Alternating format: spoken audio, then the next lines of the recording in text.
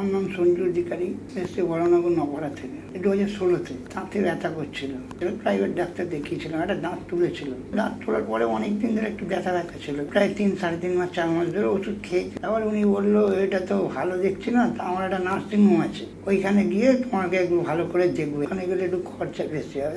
ওইখানে যদি খরচা, তাহলে আমি অন্য জায়গায় দেখাবো বলে আমি চলে এসেছি। বলে মেডিকেলে গেছিলাম, গিয়ে 2017-এ অপারেশন হয়েছিল, বেশ ভালো ছিল। পরে আবার একটু ব্যথা করছে, আবার গেলাম, বললো কেমো দিতে হবে। বাড়ির লোক বললো দিন, এখানে দেরি হবে, লিখে দিল, অন্য জায়গায় দিয়ে করিয়েছিলাম। তারপর থেকে মোটামুটি ভালো ছিল।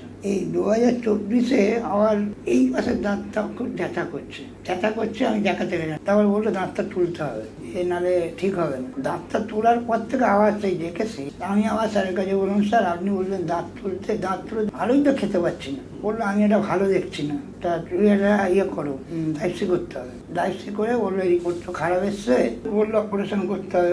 সেই ইয়েতে আমি আর এখনো পর্যন্ত যাইনি, কিন্তু আমার অসহ্য যন্ত্রণা করছে। মানে আমি এখন জল খেতে আমার কষ্ট হচ্ছে, যন্ত্রণা করছে, এই প্রবলেমই আছে। আর অপারেশনের দিকে আমি স্যার যেতে চাইছি না এখন। মানে অপারেশন করলে আমি আর সেই জিনিসটা দেখেছি তো, মানে আরো যতদিন যে কদিন আমার আয়ু আছে সেটাও মনে থাকবে না। এটার জন্য আমি যেতে চাইছি না।